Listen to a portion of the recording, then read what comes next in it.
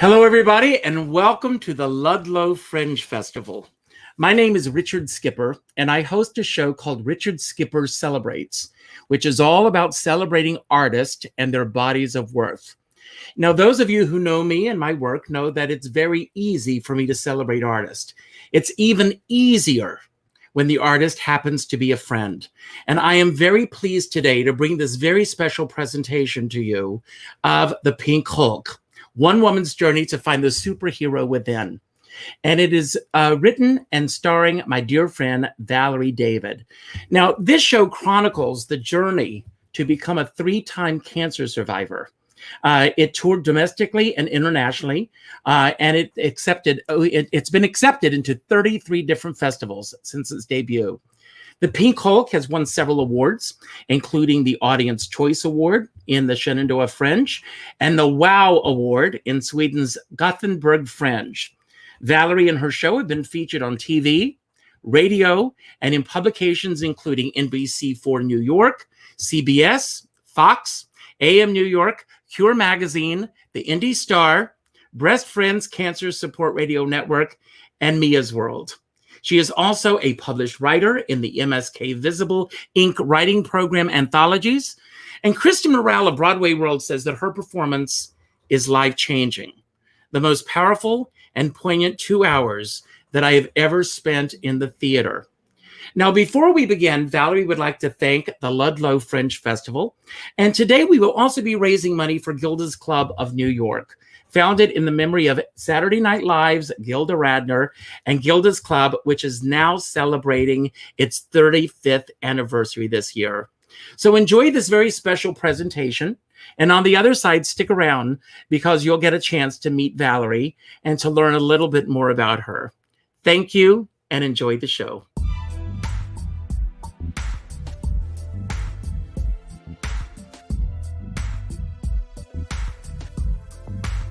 Hi, it's Valerie.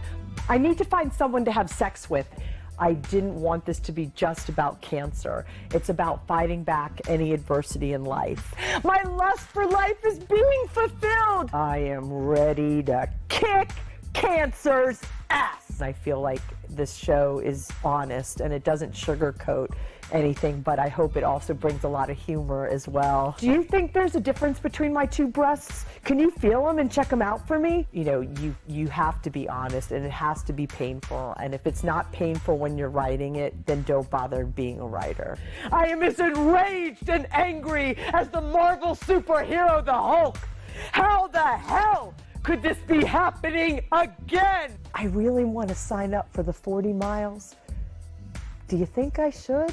There was someone who had MS who came up to me and she was crying and she's like, I stopped biking when I got MS and I saw your show and I want to bike again. And I pumped my legs even harder climbing up that huge hill. Go, go, go, keep going. And I realized how cancer has shaped me both as a person and as a woman. I want to inspire people. We are very much stronger than we think we are. There's a superhero inside of us that we don't realize.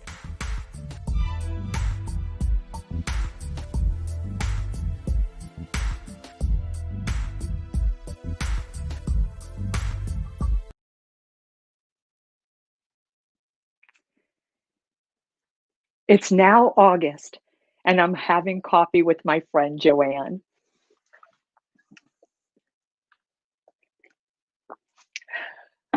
Hi. What's new with you, Valerie? Well, I found this lump under my armpit. Aren't you going to get it checked?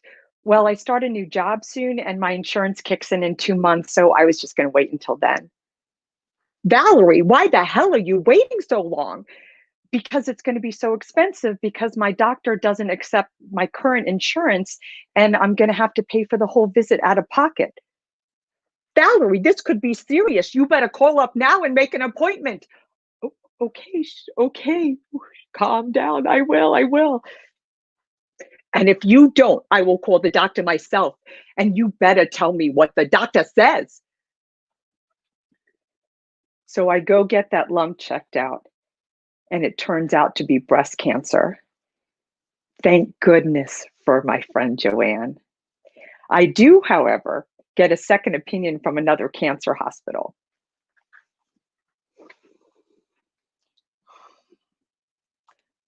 I can tell you what we could do for you if you come here.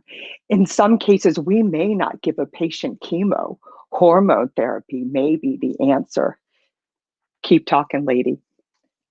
So what are they doing for you at the hospital? Well, since the cancer spread, then the protocol would be Cytoxan and Taxol. Is that right? I'd give you Taxotere, not Taxol, if you came here. And I guess I would give you chemo if they are. You know, you just make cancer.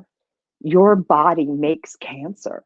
Let's face it, you're prone to it. I can't believe she said that. It's then that I walk out that door and I never contact her again. First time I had cancer, my doctor alerted me that my hair would fall out exactly 2 weeks after the first treatment. And I remember I didn't take it very seriously. I mean, I could be the one person this doesn't happen to, right? So I'm in an elevator with my mom and dad 10 days after my first treatment at a follow-up appointment. And I pull on my hair and it is stuck like glue. And I pull on it and I go, ha, ha, ha, look, no worries. This hair, it's staying. But then around that 2-week mark, I get this burning, itching sensation. And my hair, as it falls out, is everywhere. The floor, the bed, the couch. There's even pubic hairs on the toilet seat, and my nose hairs begin to disappear. It is disgusting. My sisters and I go to a hair salon to get my head shaved. And as the shampoo guy lathers up my hair, his hands are covered in it. It looks like Chewbacca and Bigfoot exploded on him. Clumps of hair cover his small, delicate hands. I am mortified. My sisters and I just sit in silence crying as the rest of the buzz trimmer buzzes off what's left of my hair. But this time, it's on my terms. I say when it goes. I was born on November 13th, and don't let anyone tell you that 13 is unlucky because it's my birthday. So I have a head shaving birthday party after the first treatment, and my salon, Dramatics, hosts the festivities. And with 7 friends in tow, I also have a delicious Oreo cake and a bottle of champagne. Everyone's treated to a swig and a slice. It is joyous now. My beautician puts my shoulder-length locks in Daisy Duke-like ponytails. And each friend comes up and cuts off a lock while telling me a wish they have for me. And then the hair trimmer exalts a mighty roar and the rest of their hair falls to the ground. And it is triumphant because I say when it goes. And I have a sexy buzz cut now. And I time it just right. 48 hours later, I get that same burning sensation. And my birthday buzz cut begins to disappear within a week. 1 year later, I have a birthday party, and my friends bring back the locks of hair to celebrate the regrowth on my head. With lymphoma, I was in a weekly cancer support group, and I was seeing my therapist, Betty. This time, I didn't feel the need for a support group, but I am missing a significant other. With lymphoma, I had a boyfriend, Gavin, who was there for me when I got diagnosed, but we realized we weren't right for each other, and we parted ways. This time, I'm without a boyfriend, and it's so hard. The nights are excruciating. I just toss and turn, and I just want someone to hold me and tell me, Valerie girl, everything's going to be all right. I have no one to cry to except my fluffy little bear from high school. This fluffy little bear with no real warmth and no real insides is what I cry into, cradling this bear. And so many times I didn't think I could make it through the night. But then the sun rises and I'm surrounded by the love and support of my family and friends in the daytime hours that I am so eternally grateful for. But then night falls again. And luckily, I go back to Betty, who helps me with those nights. It's now the day of my lumpectomy, and my parents are here visiting to help me out. And I'm really nervous. So I go to the gym to work out. And while at the gym, my world-renowned breast cancer surgeon, Dr. Gail O'Connor, calls my cell phone, which I leave behind. My mother answers it. Is Valerie there? No, she's at the gym. What do you mean she's at the gym? That's what I thought too. I'm only her mother. She never listens to me. Well, tell her we need her to come now. And what is she doing working out right before her surgery? So then I come back from the gym. The hospital called. I told you to take your cell phone. We got to go. So then I'm in a panic and I've got to get to the hospital. And I jump in the shower and I race out the door with my hair dripping wet. And now I'm in my chic hospital gown in the OR. And Dr. O'Connor introduces me to the whole surgical team. This is Valerie David. She went to the gym this morning. That's the first time I had a patient do that the day of surgery. Well, I was greeted with admiration by all, including Dr. O'Connor herself.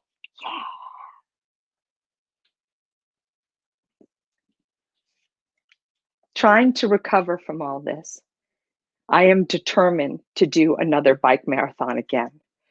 For the past 5 years, I participated in the New York City 5-borough bike tour. This year, it's May 3rd, only 2 months after I finally finished my radiation treatments, and I think, how could I possibly be ready for a bike marathon in 2 months' time? I meet my radiologist in her office for the first time. I really want to sign up for the 40 miles. Do you think I should? Why not? Of course you should. I am grateful for the encouragement. And despite the fatigue and radiation side effects, I try to train as best as I can, even if I can't fulfill the full 40 miles. Flash forward, it's now the day before the bike marathon, and I feel like total crap, total yuck. And for over 2 weeks, I have an inverted maxi pad with wings under my armpit to protect the radiation burn. I guess I found one last use for maxi pads now that I'm in menopause. I'm also suffering from post-treatment anxiety and depression. I'm convinced that I'm not going to be able to finish. It's now the day of the bike marathon.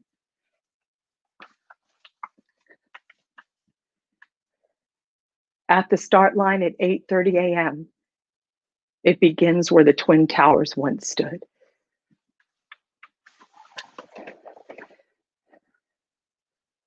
The bullhorn sounds for it to begin. As I pedal, I hit mile 10, and then I continue to pedal, and I hit mile 20, and then I continue to pedal over the Queensboro Bridge, over the Brooklyn Bridge, and I continue to pedal, and then I hit mile 30, and then the colossal Verrazano Bridge, the very last bridge, and I pump my legs even harder, climbing up that huge hill. Go, go, go, keep going. And as I hit the midpoint, flashbacks of the last 8.5 months flood my mind. Images of my bald head, chemo drip, surgery, IV, complications, poking, prodding, stabbing, and having cancer a second time in my life. Fuck! I descend down the last half of the bridge, pedaling faster and faster, wind on my face. I take a sharp right turn, and I can see the end of this. I can see the finish line. And then I round that last corner, whizzing past the other cyclists with all my might. Get the hell out of my way. And then I cross the finish line. I just finished treatment for breast cancer 2 months ago. I just finished treatment for breast cancer 2 months ago. I did it. I beat you, cancer. I did it. I won.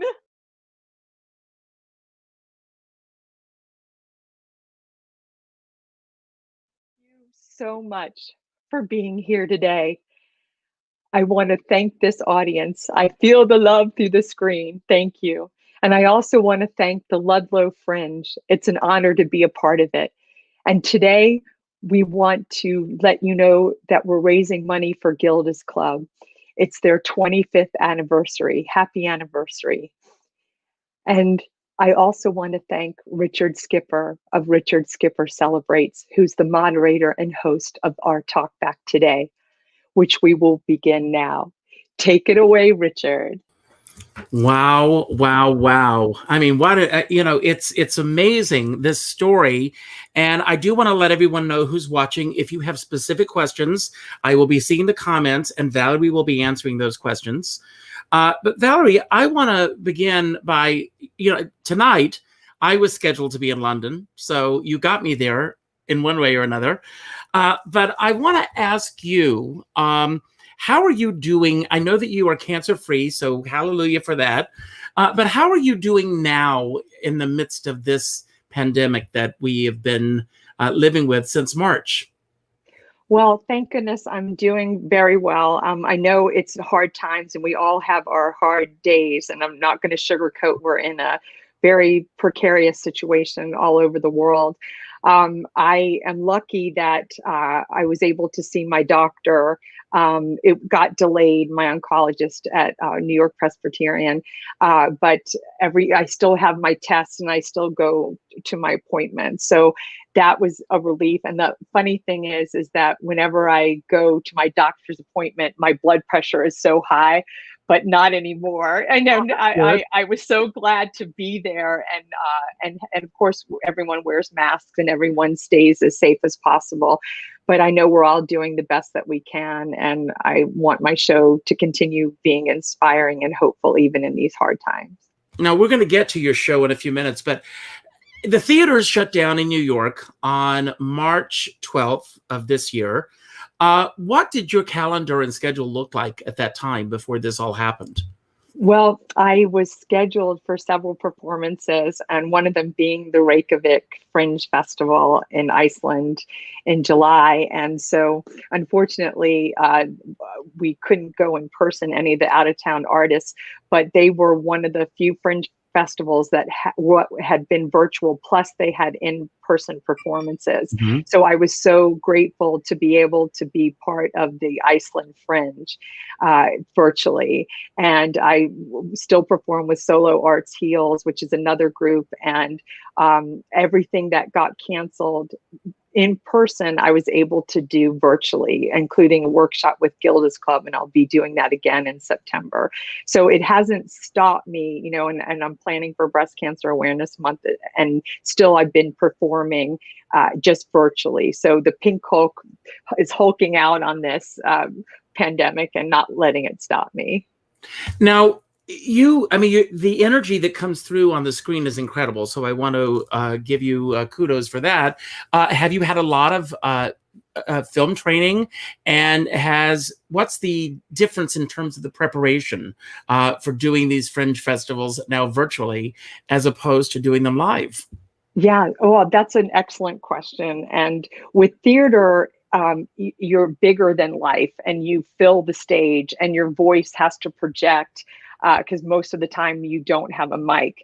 So so for me, the training came from doing a lot of Zoom readings with the Actors Quarantine Collective, the Right Now workshop,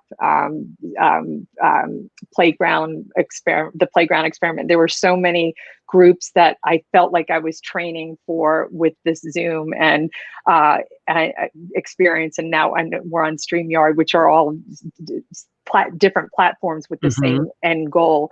So I think that I did have film training before, but I felt that it was more training now because basically we're doing theater in a box. So it's really theater and film at the same time. But you have to be careful not to scream and yell or project in this little box because we're in this little box. So the rules apply for film and theater, the same rules apply, but you just have to adjust levels. And I don't have this big stage where I can, project and I do a snippet of a song from Urinetown in the show, but there's different things that we are adjusting to.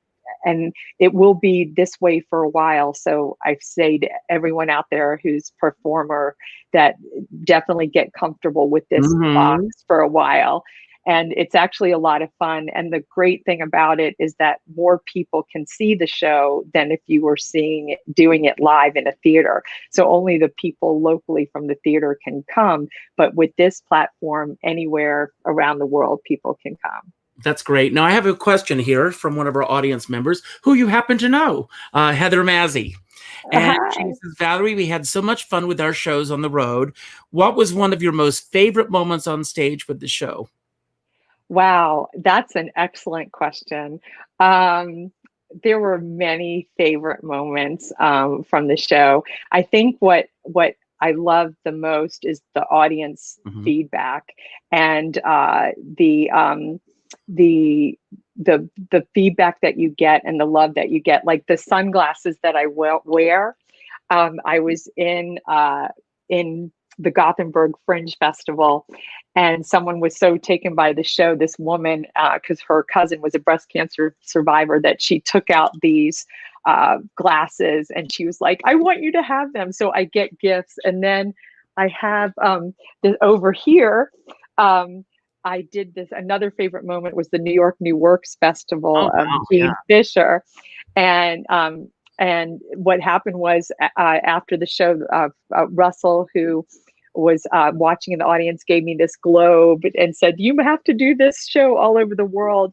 So I've been getting gifts, little plastic bicycles. And so I think those are the favorite moments I have after the show. That's where the magic happens, where the audience wants to know more about the show and how it's inspiring them. There's a woman who had MS that came up to me after the show and said, I never thought I could bike because I have MS. And then when I saw your show, it made me want to bike again. And then one of my favorite moments, that's such a great question, Heather. Thank you. There was a woman in the audience in Baltimore, and she was going through treatment. And she pulled me aside after the show and said, your show is helping me to fight my own cancer. So I've got two more comments. Barbara Palmer says, hello, Valerie, you are my hero. I love you. That's easy to do. And then Heather says, I love that people give you gifts. I think people have such a connection with you personally that they want to show you these gifts. And I want to ask you, you are a brilliant writer. You're a great actress. What was the defining moment for you in which you decided that you wanted to put this on paper and share this on stage with an audience? And well, I'm going to make this question a little longer. That first time that you performed this in front of an audience, what was that experience like for you? Oh, that's a great question. I first want to shout out to Barbara Palmer. She's wonderful, and she's a warrior sister of mine, and has a Keep Smiling Ambassador as her page. And she's been such a help in getting the word out for the Pink Hulk. So I want to thank her for that. And I think the defining moment for me to do the show is when I got cancer the second time. I felt like I had something to say because I had lymphoma, non-Hodgkin's lymphoma back in '99. And then I got breast cancer in 2014. And after that, I said, I have something to say, and I have two different cancers at two different times in my life. And I have lymphoma, which is a more universal cancer and more targeted to men in their 40s, actually, non-Hodgkin's. But it's a universal cancer that does hit men and women. And with breast cancer, even though there is a percentage of men who get breast cancer, it's primarily a woman's cancer. Mm-hmm. So I felt like with the Pink Hulk, I have a story to tell that reaches everyone, because no matter what cancer you have, we all have gone through the same things. Mm-hmm. We all have the same feelings going through treatment and the worry and the side effects. So cancer is pretty universal. They always say you're in the cancer club. Mm-hmm. And I think that I decided to do the show based on that. And then the show changed because I was diagnosed with breast cancer a second time, being the third time I got cancer with metastatic stage 4 breast cancer, the day my show was opening in Portland, Oregon. And luckily, with advances in medicine, I have no evidence of disease of my stage 4 cancer. Well, God bless. That's great. You must have some... I don't think you need to search for the superhero within, because it's there. I mean, how do you go on and do a show the night that you were diagnosed with cancer a second time? Well, with breast cancer the second time, third time with cancer, it was really difficult. But the audience is there, and it's not about me; it's about the audience.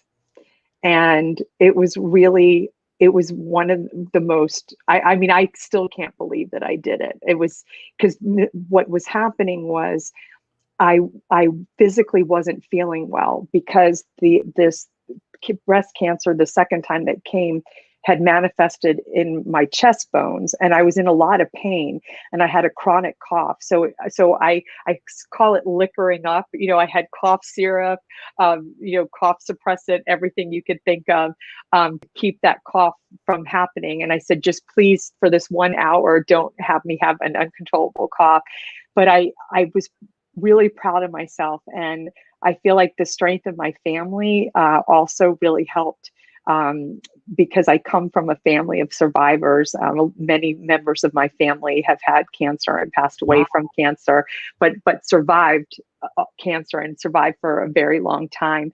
And they fled Iraq in 1941 from religious persecution. So I have this background of survivorship in my family, whether it was from illness or from religious persecution. So I gathered around all that to try to do that show. And thank God that, I did the show, and no one knew. I wasn't ready to reveal that yet, because I was still processing the diagnosis.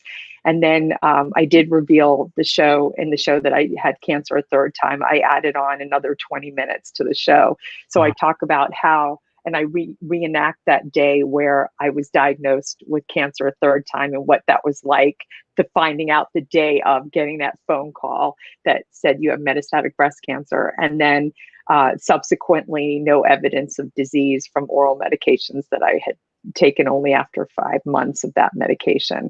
So I feel like the Pink Hulk morphed into something even more special and bigger than ever, with its message of hope and inspiration, because you can still find that inner superhero inside you to fight back any adversity in life, including what's happening in the world today.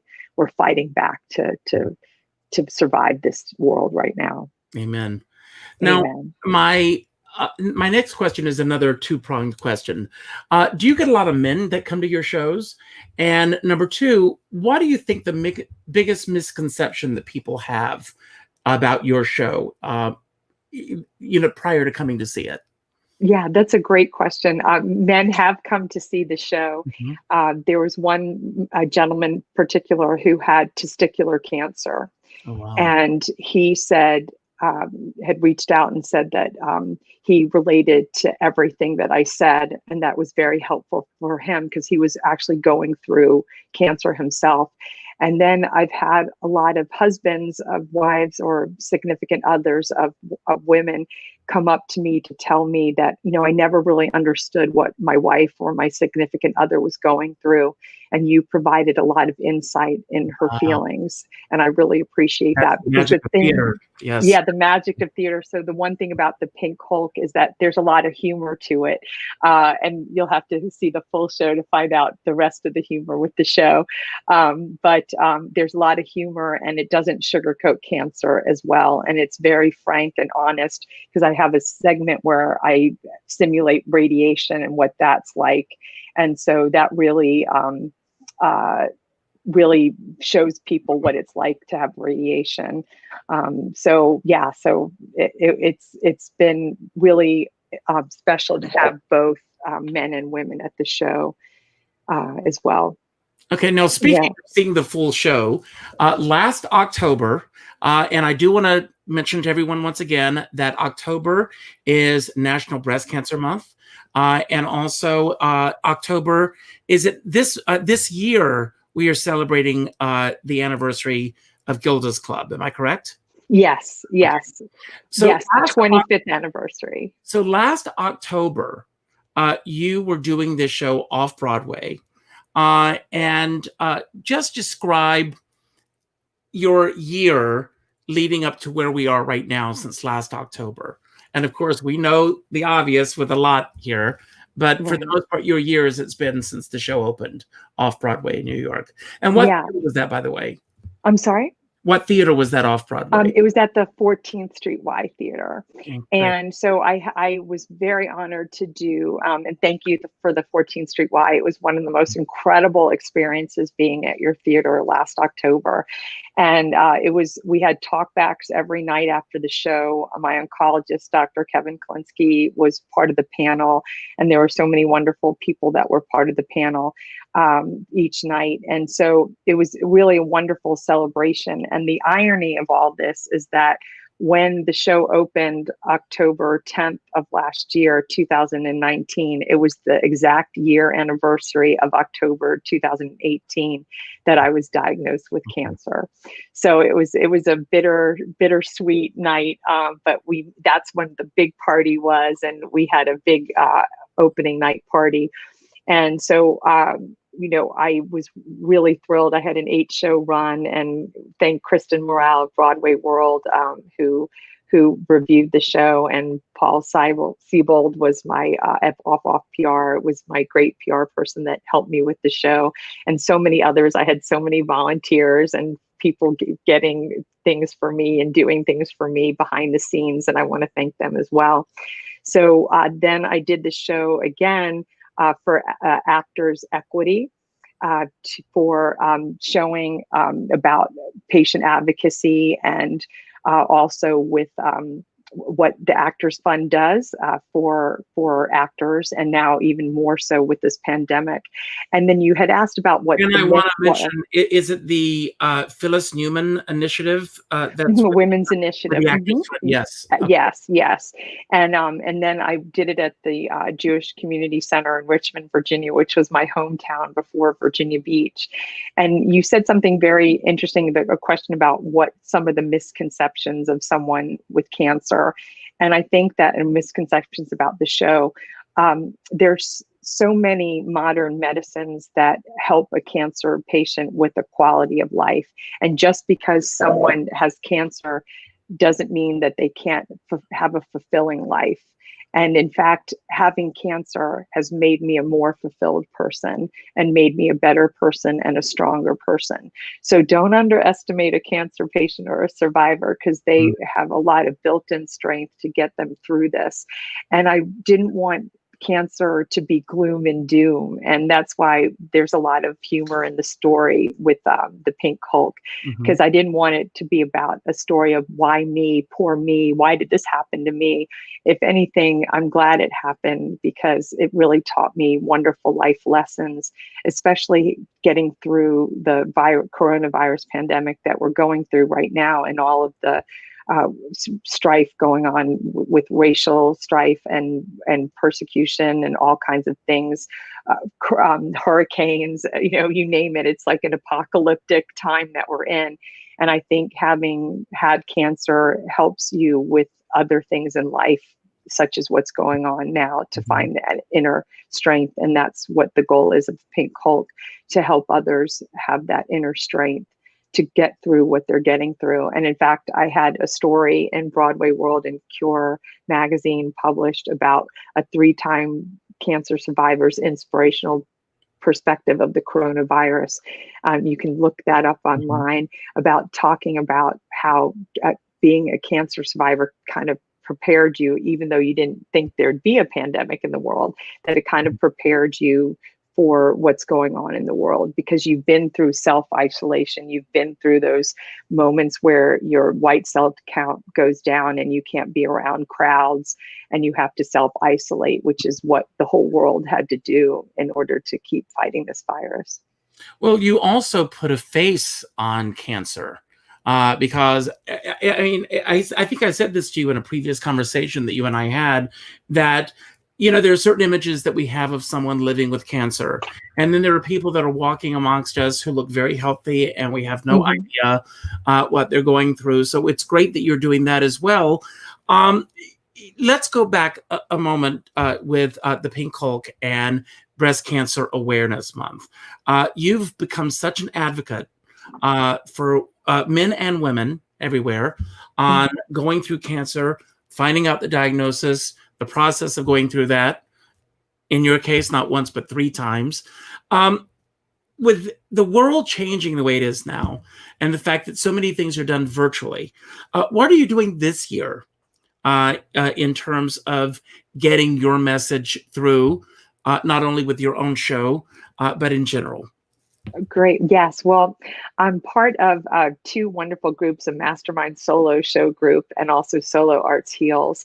And they've been helping me, as well as Paul, to start generating ideas. And so with Solo Arts Heals, we're this band of actors with solo shows that have a message with different kinds of ailments that each show has. Someone with OCD, or a caregiver, someone with cancer, someone with depression. And so we morph together to try to send out a universal message of having hope in these circumstances. And then I'm with also what's happening with Breast Cancer Awareness Month that I'm devising right now is a talk back series where I'll be showing portions of the show. I have clips, and then each talk back, and it'll be 3 to 4 once a week, the month of October, 3 to 4 series, calling it, I believe, the Pink Hulk Chronicles,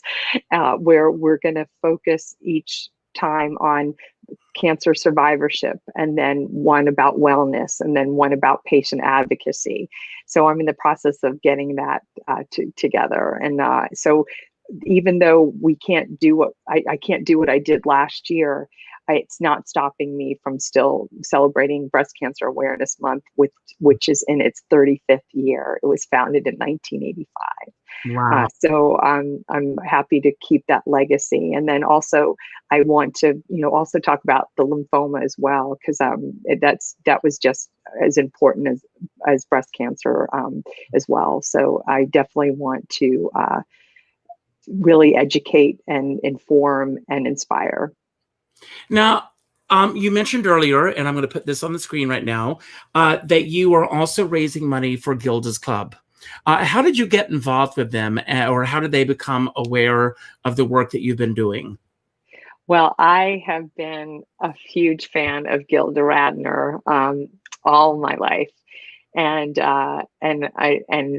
Gilda's Club was created in her memory, and by Gene Wilder, and I'm close friends of Gilda Radner.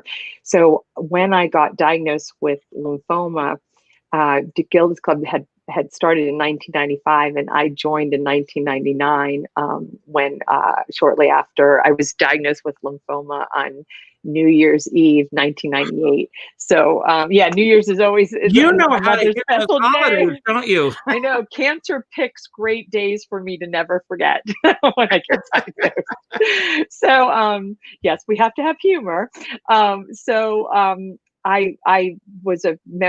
member, a lifetime member of Gilda's Club, and they were so wonderful to me. And they had so many programs, and even for caregivers, because at the time I was dating this gentleman, and he was having a hard time with figuring out how to deal with this with me. So there was a support group for him.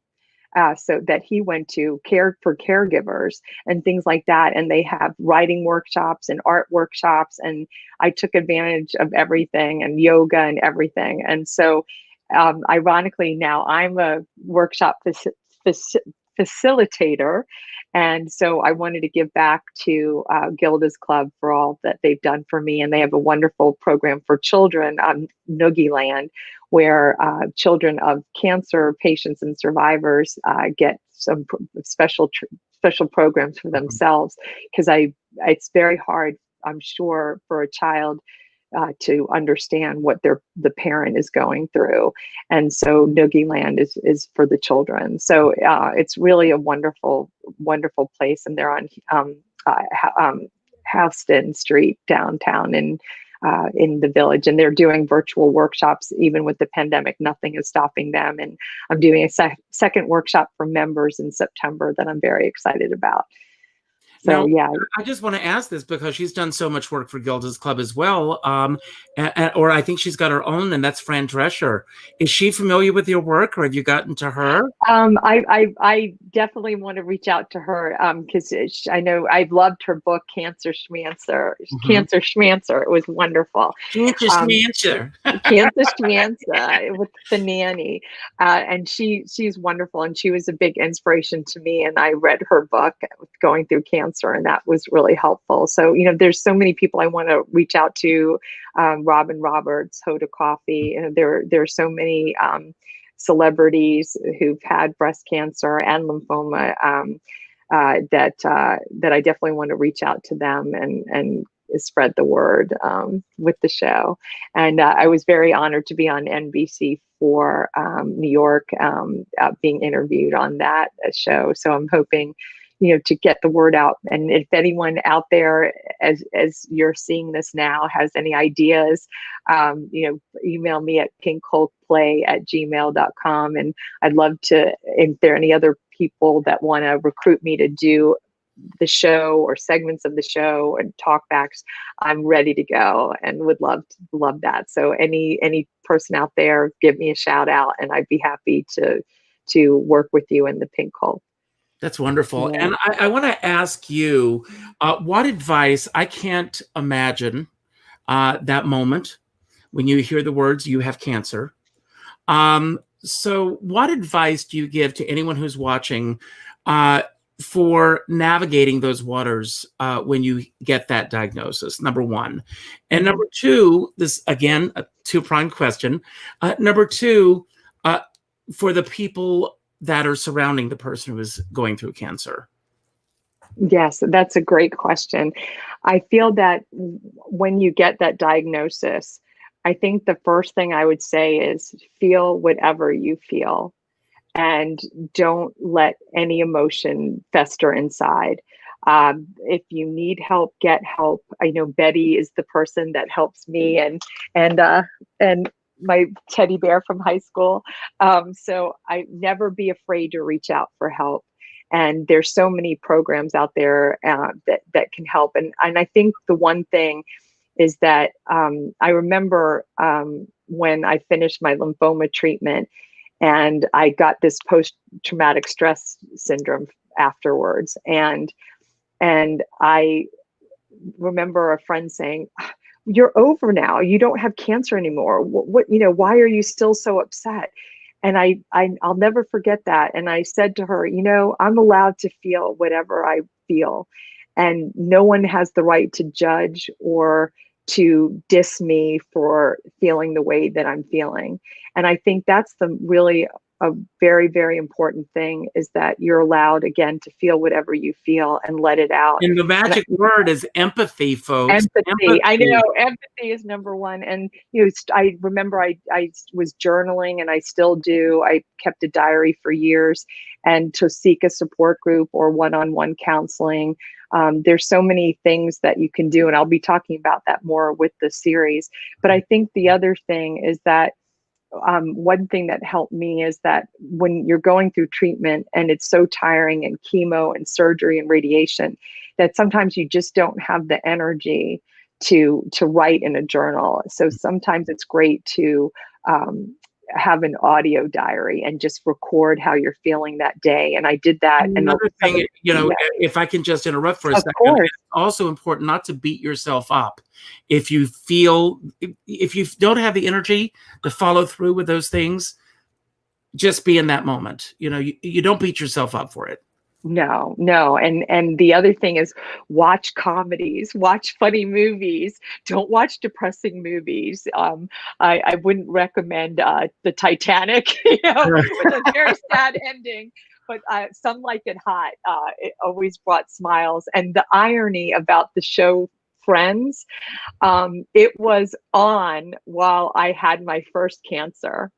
And I watched reruns the second time I had cancer in 2014. And I watched the reruns again in 2018 to this day. And that show really inspired me. And I saw David Schwimmer on the street once, but when I was diagnosed the third time, and I stopped him and I said, "You don't know how much your show meant to me, and it's gotten me through cancer." And he was wonderful. And he's like, and I said, "I never had a chance to thank the Friends cast." Oh, and he's like, wonderful. It was so, and he was wonderful. And he goes, "I hope that we provided you with a lot of love and hope and laughter." And I'm like, "You did." And I'm like bawling my eyes out. And I was like, so I want to thank the Friends cast. So, there's definitely, try to find the humor, and then find doctors who believe in you, and who believe in your recovery. And I've been so lucky that all the oncologists I've had believed in me and believed I would survive. And that's really great. And my friends and family, my mother, Rhoda, father, David, sisters, Jennifer and Pam, and all my extended family, they believed in me. And they, when I was diagnosed with lymphoma, the first cancer, which was the hardest, I was crying, and my dad and mom were like, "We're going to get through this. You're going to be fine. You're going to get through this." And they, so to have those friends and family believe in you and stick by you is really great. And on the flip side, there are also some people who can't handle your cancer. And I've learned that too. And that's in my show as well, that I had a best friend who couldn't handle it, and I let her go. And so there's some people in your life that you're going to have to let go, who can't understand what you're going through, because, the bottom line is you've got to survive, and you got to fight this, and you need all the people around you. So I celebrate everyone who's been with me. And I know that, some people in my life that faded away, I don't harbor any anger or resentment. I respect their feelings, and I know how hard it is for them, and, to handle that. So, I do understand that, and there's forgiveness on all fronts. That's great. Now, I do want to talk a little bit about the Ludlow Fringe Festival. That's why we're here today. So thank you for giving Valerie and myself, I might add, a platform to be a part of the Ludlow Fringe Festival today. I do want to let everyone know that after this broadcast, please go to the Ludlow Fringe Festival website, or you can go to the Pink Hulk. When I say website, I mean Facebook pages, and put your thoughts about today's show. because that really helps in terms of marketing and promoting not only Valerie's show, but the rest of the Fringe Festival. How did you get involved with the Fringe Festival? Oh, well, I call myself the Fringe Queen. I'm like the Fringe hoe. I like fringes. This is my 14th Fringe out of the 33 acceptances of different festivals. I love Fringe festivals, and I was so excited that the Ludlow was doing their Fringe festival still Let me virtually. ask you this: what is it about a Fringe Festival? And there are a lot of people out there who may not even know what a Fringe Festival is. So explain to those people what a Fringe Festival is and what it is that you love. And if they're watching, this is your commercial. So. Okay, Fringe commercial, here we go. The Fringe Festival, the mothership is Edinburgh Fringe Festival that was founded in 1947. They wanted to do their own independent Fringe Festival where they allowed, edgy types of shows, and it was wonderful. So from the mothership became this huge Fringe network. Every city in every state has one. Every country, there's one in Paris, and there's one in Reykjavik, Gothenburg. These are some of the fringes I've been in that I love. Stockholm, Finland. I love I've been to a lot of the Nordic fringes, and so and fringes all over. Indy Fringe and Indianapolis and Cincinnati Fringe, Orlando Fringe.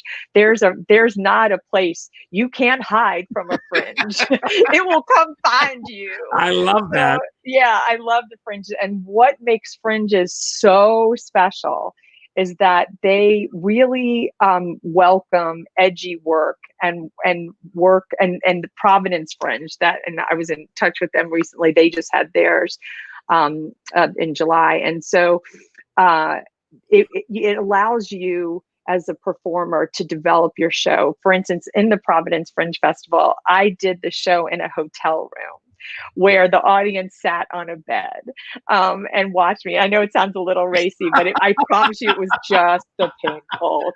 That's a whole other show. That's a whole other show. I know. I don't know, Pink Hulk Burlesque. Maybe I'll introduce that someday.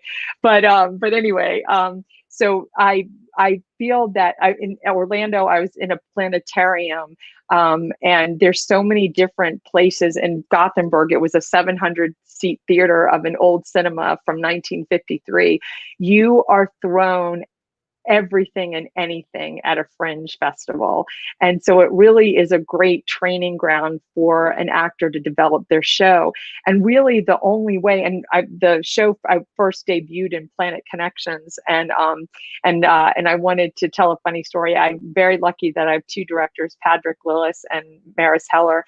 And when I did the show at the Planet Connections for the first time, I didn't look at the audience. I was panicked. And my director's like, you kind of have to look at the audience and let them in. I'm like, I can't look at them. And now I love looking at them. Like, I love having this interaction. Like and that's, what some of the things that I miss, but I do feel the love in the screen as well. So I think that if you want to develop your show, the fringe circuit is a great thing to do. I know they're Canadian fringes, everything.